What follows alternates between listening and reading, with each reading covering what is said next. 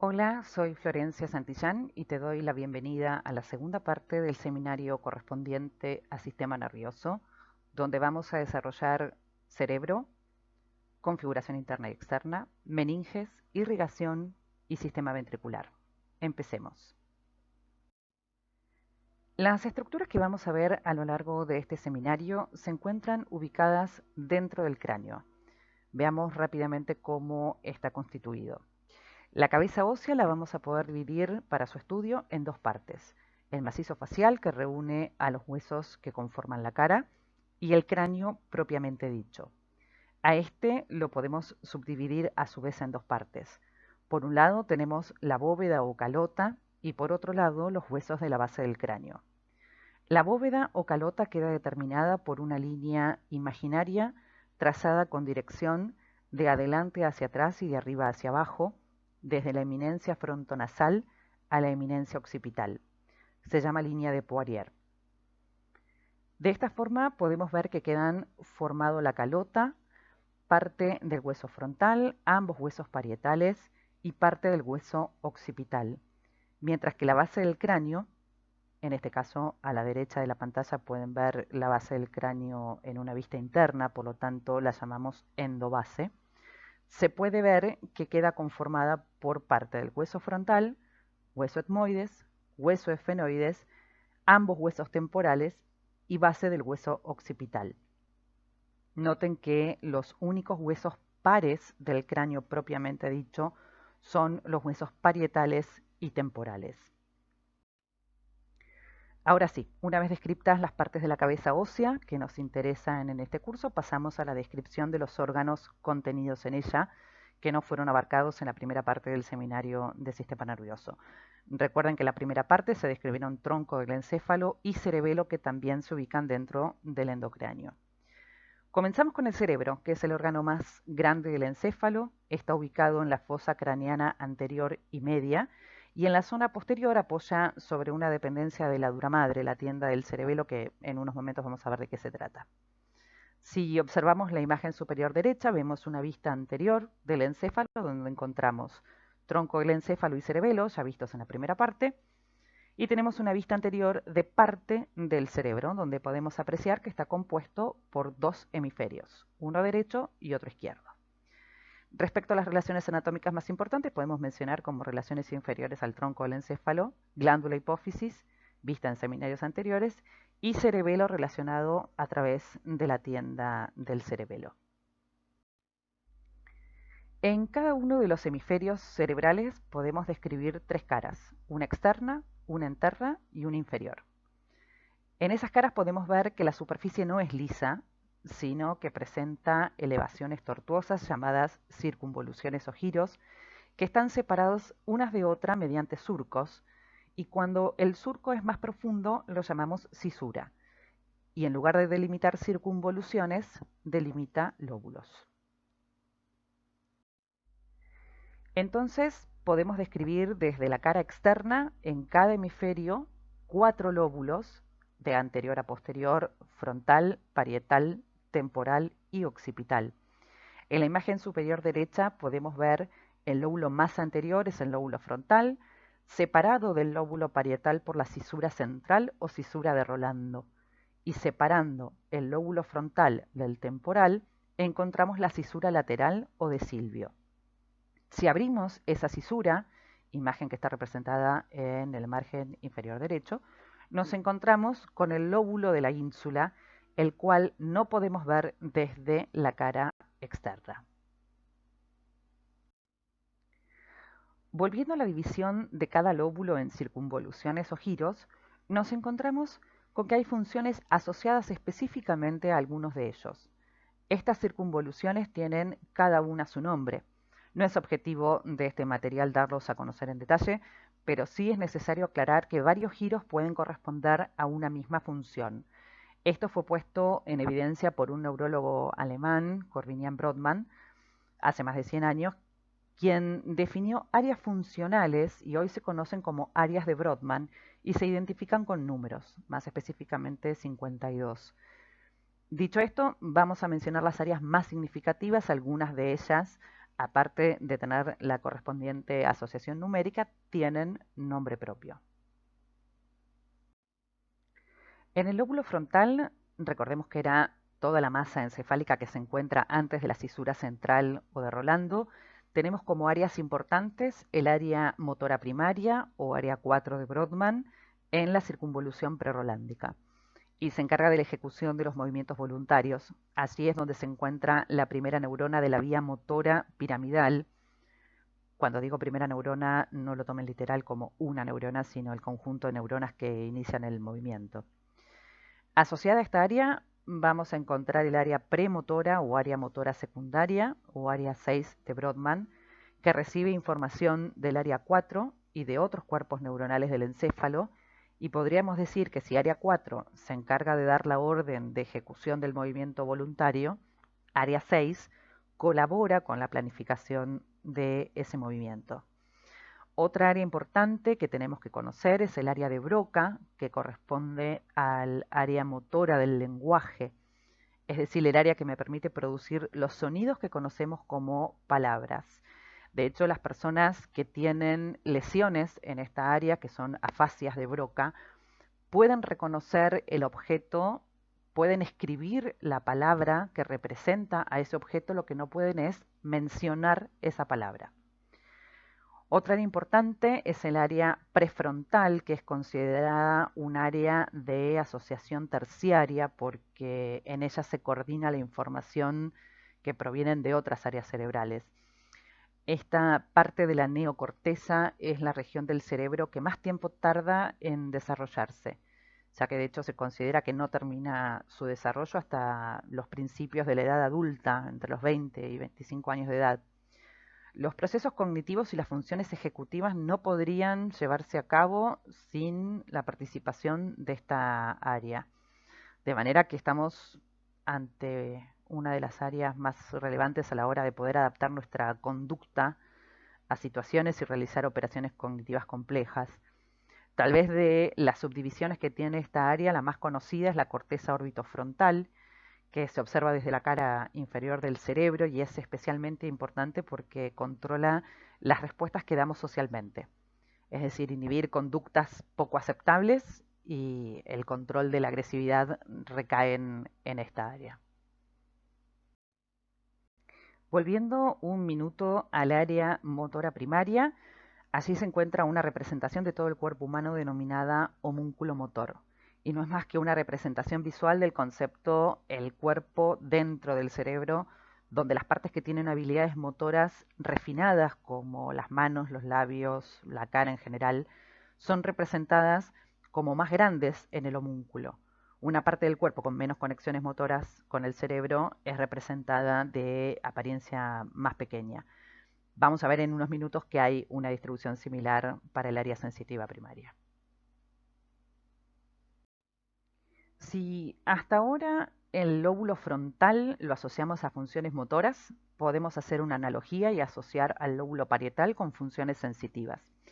Y como áreas importantes a recordar que se encuentran en este lóbulo, podemos destacar el área somatoestésica o somatosensorial primaria, también conocida como área 312 de Brodmann. El área somatosensorial primaria en la corteza humana se localiza en el giro postcentral o circunvolución postrolándica y constituye el área de recepción sensorial principal del tacto, dolor, temperatura y propiocepción. También vamos a encontrar otra área importante del lenguaje.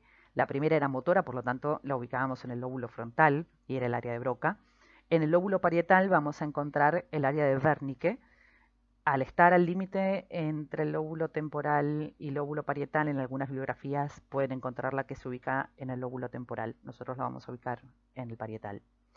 Entonces decíamos que el área de Wernicke se corresponde con las áreas de Brodmann 21 y 22 y es la que está encargada de procesar la comprensión del lenguaje.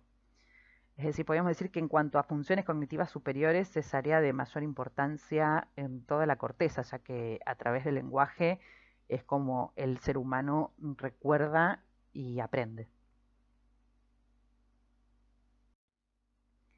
Del mismo modo que habíamos descrito un homúnculo motor recién en el lóbulo frontal, podemos describir uno sensitivo en el lóbulo parietal. Cada una de las áreas de la corteza somatosensorial primaria, es decir, el área 312, está dispuesta de manera que recibe información de una zona concreta del cuerpo.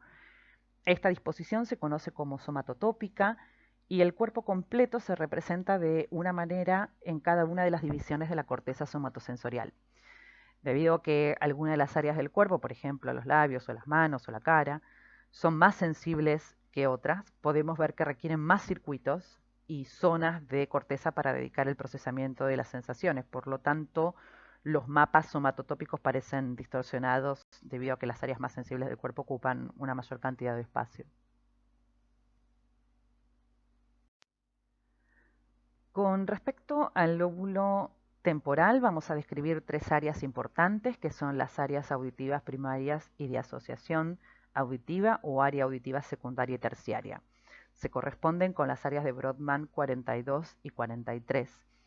El área primaria tiene una organización tal que las neuronas de la corteza, que son vecinas entre sí, responden a frecuencias de sonidos similares en tono y volumen, mientras que las neuronas de la corteza secundaria reaccionan a otros aspectos del sonido, como la armonía, por ejemplo.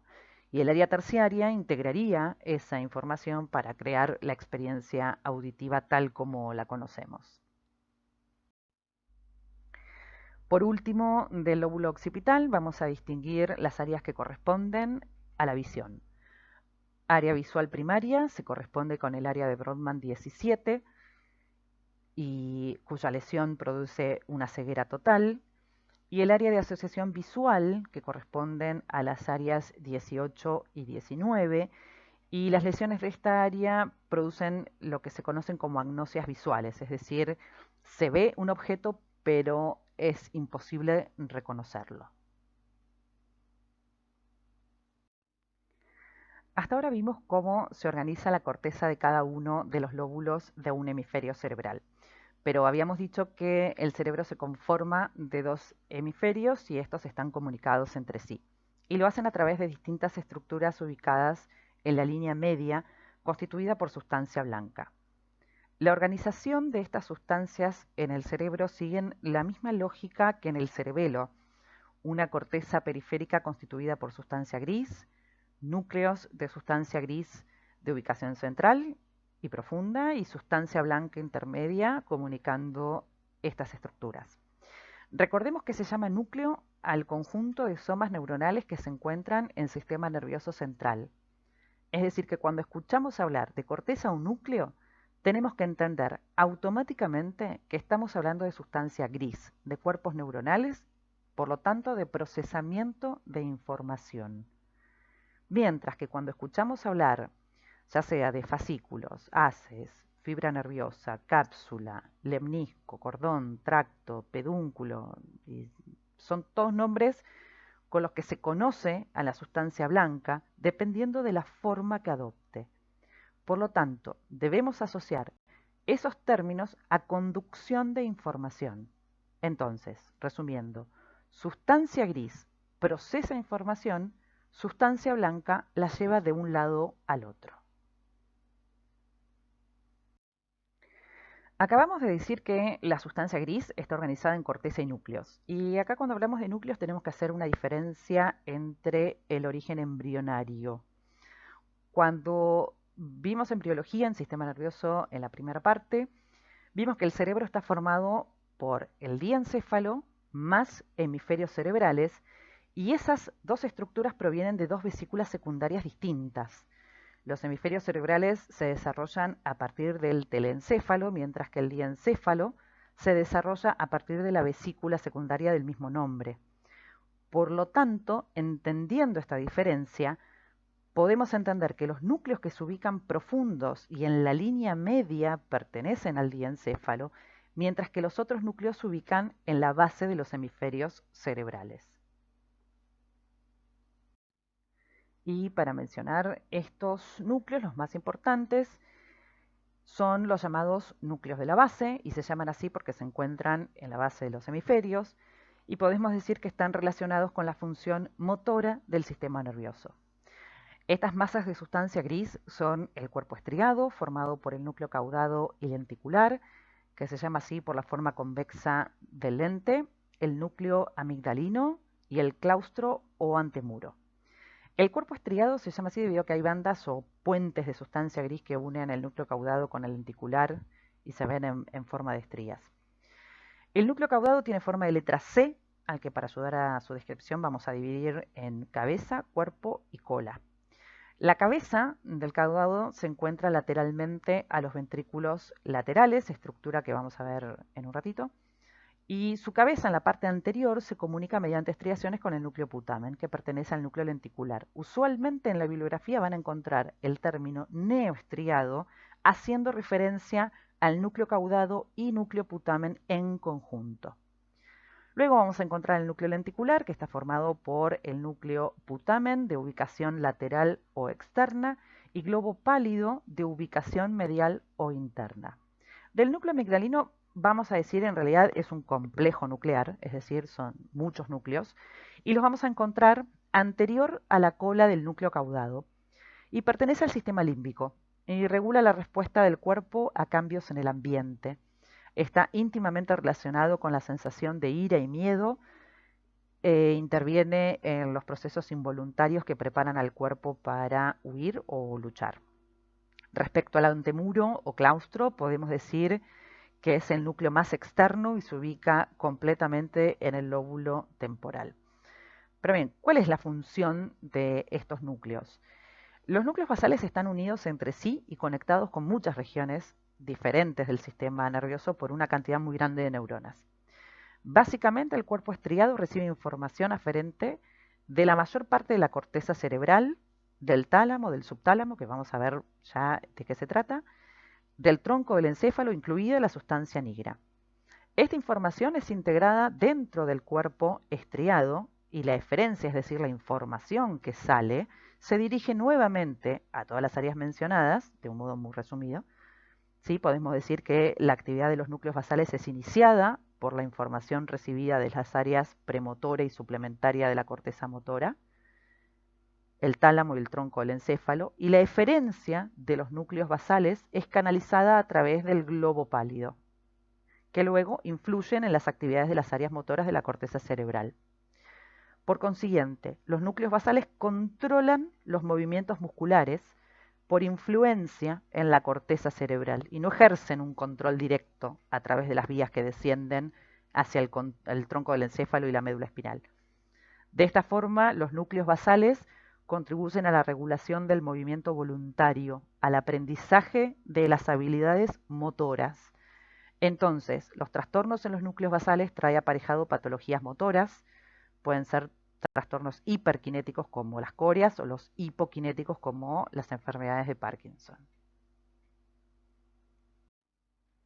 Pasemos ahora a mencionar los núcleos correspondientes al diencéfalo. Y estos tal vez son los más fáciles de recordar, ya que son todos aquellos que tienen el sufijo tálamo. Y son los tálamos, hay dos, uno derecho y uno izquierdo, que se ubican a los lados del tercer ventrículo, el subtálamo, el epitálamo, el metatálamo, el hipotálamo. Este núcleo ustedes ya lo conocen, recuerden sistema endocrino, el eje hipotálamo hipofisario que habíamos mencionado, los núcleos que intervenían en la producción de hormonas. Si observamos en la imagen inferior derecha, hay un corte sagital de encéfalo donde podemos encontrar todas las estructuras que mencionamos en la zona media.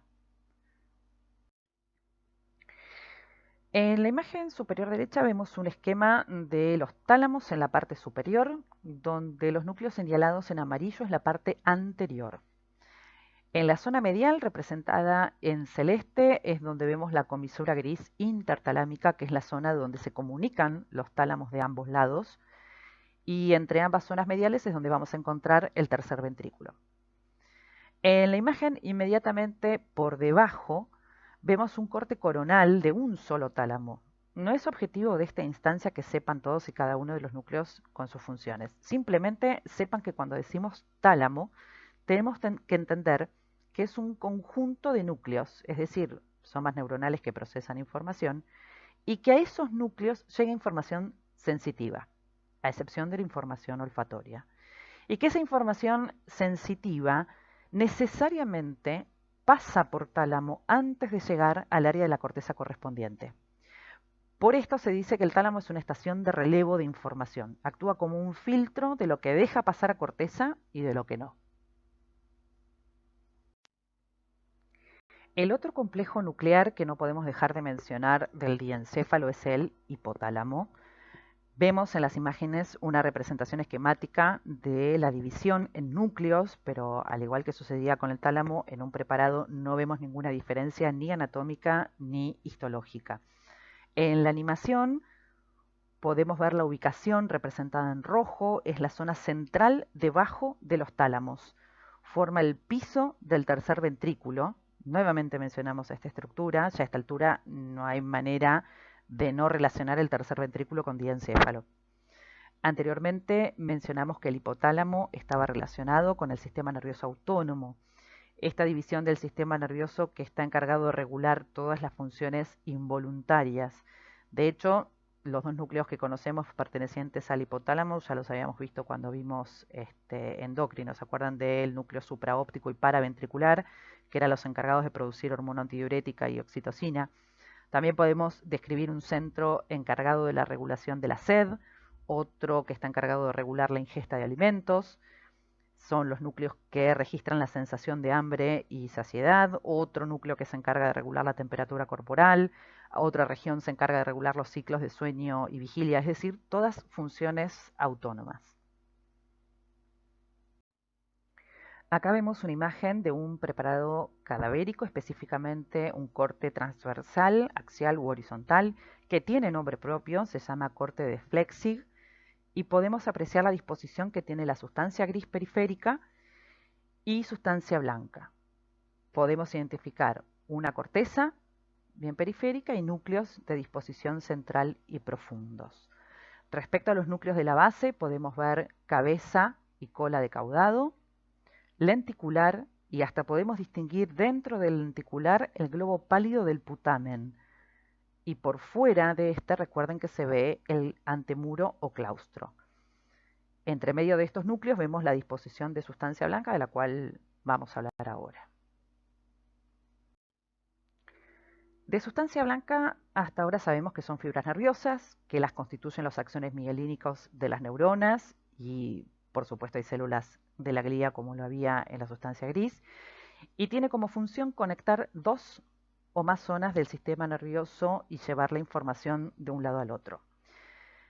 De acuerdo a qué zonas se esté comunicando, al nivel de las zonas que esté comunicando, vamos a clasificarlas en fibras comisurales, de asociación y de proyección.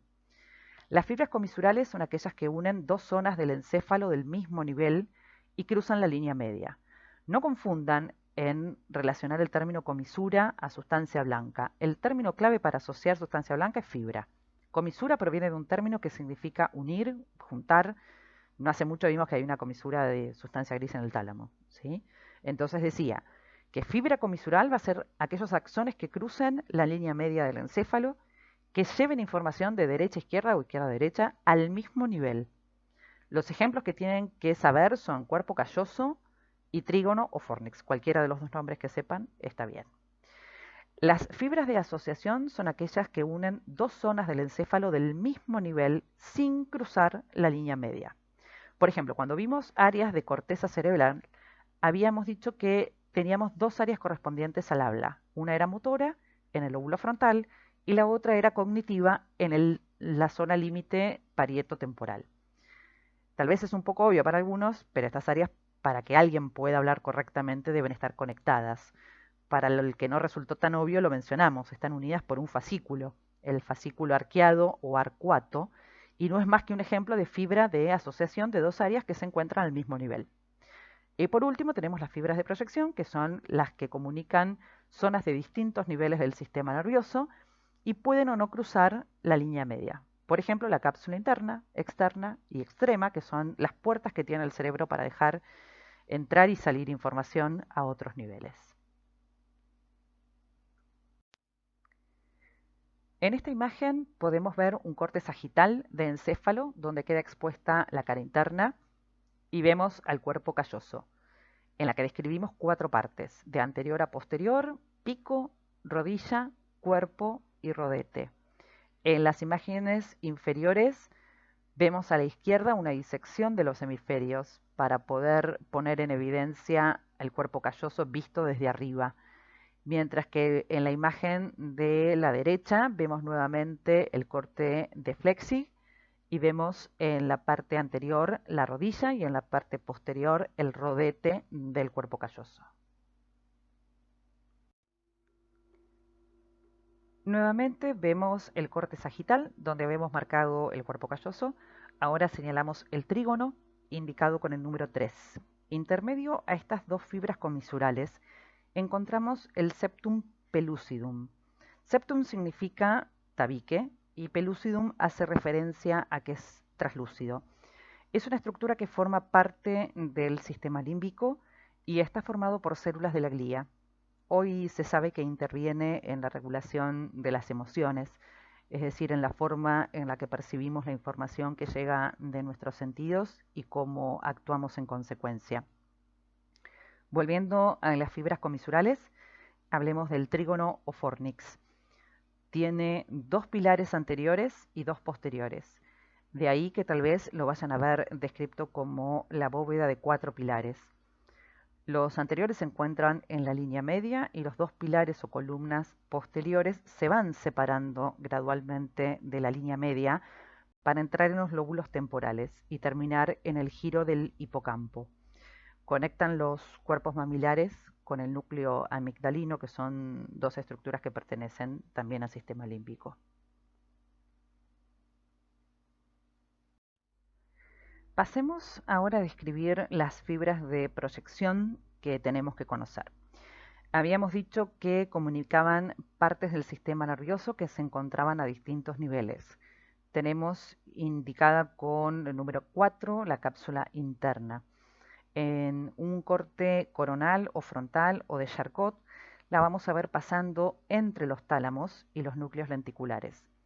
Mientras que cuando vemos un corte de flexigo transversal u horizontal, arriba a la derecha, vemos que adopta una forma de V corta, en donde podemos describir dos brazos, uno anterior y otro posterior, y el punto de encuentro de ambos brazos es la rodilla de la cápsula interna.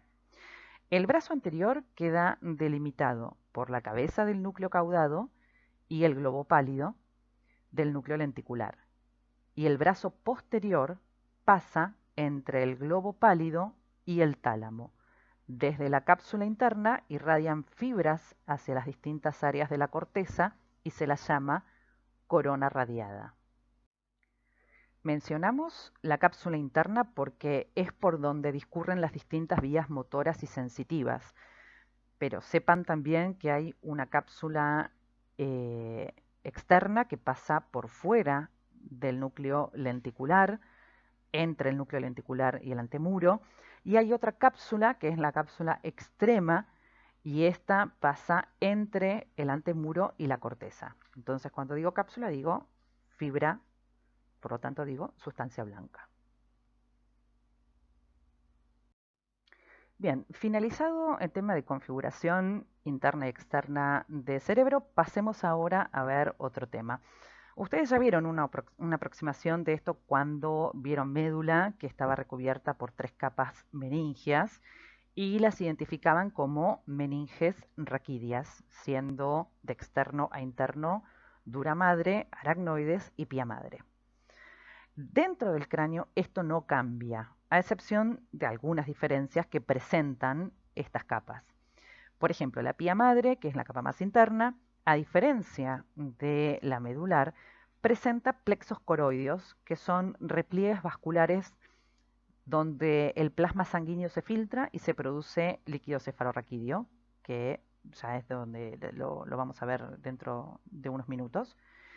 Por encima de la pía madre, entre el aracnoides y la pía madre, seguimos encontrando el espacio subaracnoideo, con la diferencia que dentro del cráneo vamos a encontrar dilataciones o cisternas encefálicas. Estas cisternas no son más que determinados lugares donde el espacio subaracnoideo se hace un poco más grande. Por otro lado, la aracnoides craneal presenta granulaciones aracnoideas, que son los sitios donde se reabsorbe el líquido cefalorraquídeo y vuelve al torrente sanguíneo.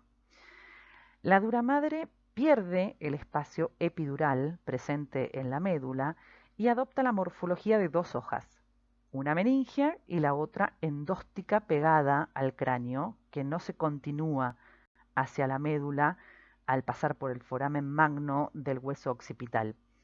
Y estas dos hojas dentro del cráneo en determinados lugares se separan para formar los senos venosos del encéfalo.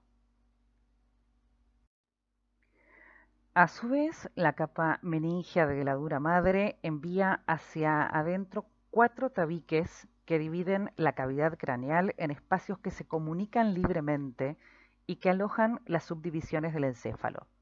La función de estos tabiques es limitar el desplazamiento del encéfalo asociado con los movimientos de aceleración y desaceleración cuando se mueve la cabeza, y los podemos ver en la imagen inferior derecha. Es un corte frontal o coronal visto desde anterior a posterior, donde con el número 1 se señala la hoz del cerebro y a ambos lados se encontraría los dos hemisferios cerebrales. Señalado con el número 2 encuentro la tienda del cerebelo, separando los hemisferios cerebrales justamente del cerebelo, y señalado con el número 3 encuentro la hoz del cerebelo que separa ambos hemisferios cerebelosos. En la imagen inferior izquierda podemos ver la cuarta dependencia que nos falta mencionar, que es la tienda de la hipófisis, que separa la glándula del mismo nombre de los hemisferios cerebrales. Estos nombres de hoz y tienda se deben a la forma que adoptan, ya que las hoces del cerebro y cerebelo, cuando las vemos en un plano sagital, como en la figura superior, tienen la forma de hoz, la herramienta cortante, mientras que las tiendas tienen forma de carpa que caen sobre el cerebelo y la hipófisis. En la imagen inferior derecha se pueden apreciar cómo ambas hojas de la dura madre están separadas para darle lugar a los senos venosos.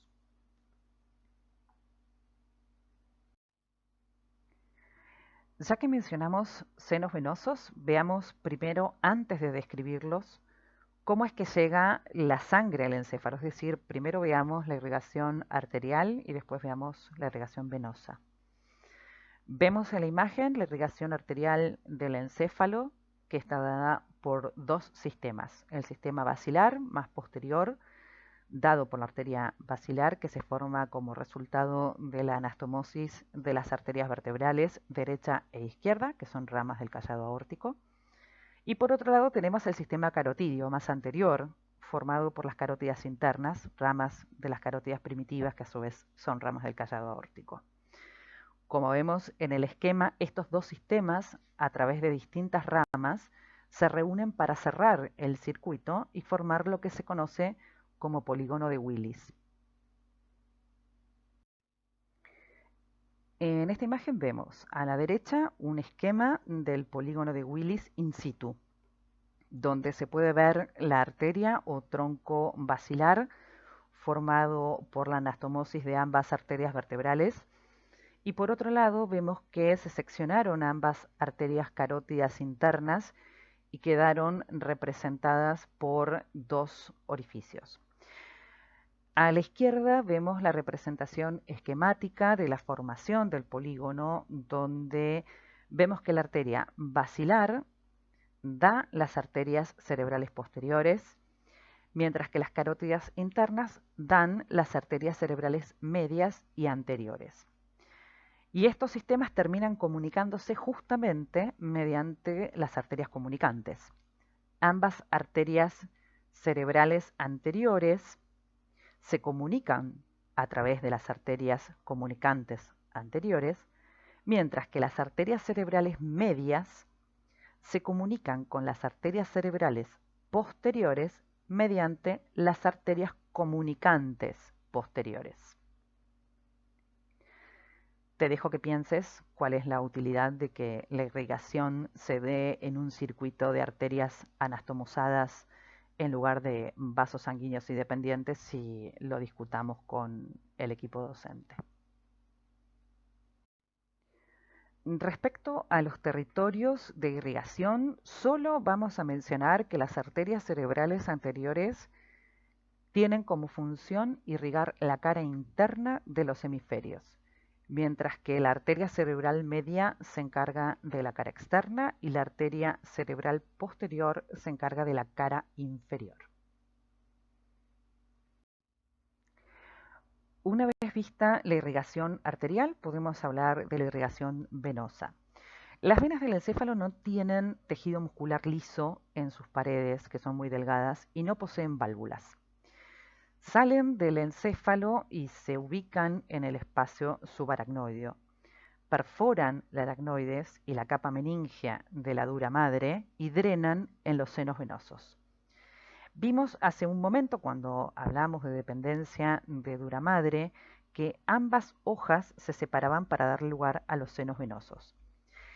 Y acá vemos un esquema muy simplificado de cómo confluyen los senos más importantes, partiendo del seno longitudinal superior, que llega al mismo punto que el seno longitudinal inferior y la gran vena de Galeno a través del seno recto, que es el sitio de confluencia y se denomina confluencia sinusal. También lo van a conocer como prensa de Erófilo. Desde allí parten los senos transversos, que drenan en los senos sigmoideos para finalmente drenar en la vena jugular interna. Acá podemos ver cómo se completa el sistema venoso. Se le suman el sistema de drenaje de la zona anterior a través de los senos petrosos y tenemos en el esquema de la derecha la representación de cómo discurren los senos justamente por la separación de ambas hojas de la dura madre, como dijimos anteriormente.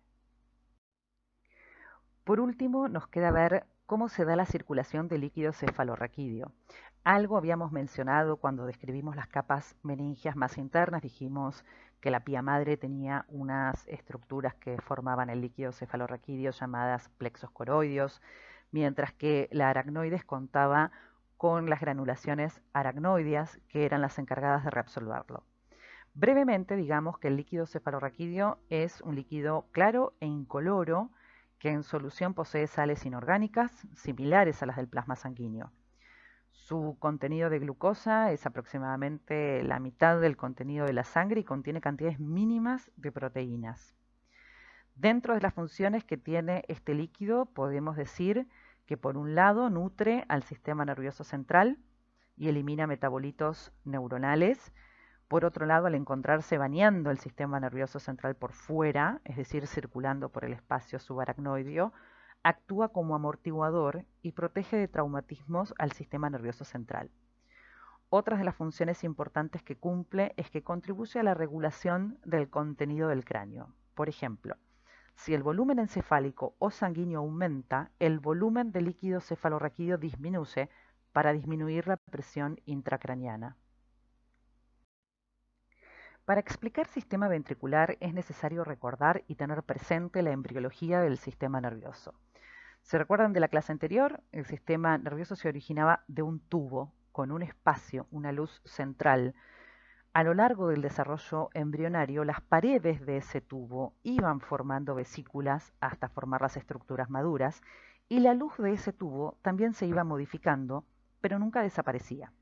Entonces, cuando vimos médula, tronco del encéfalo, fuimos viendo que había una cavidad en esas estructuras que iba adoptando distinto nombre y distinta forma, pero que en definitiva formaba parte de un sistema continuo y era de ubicación central.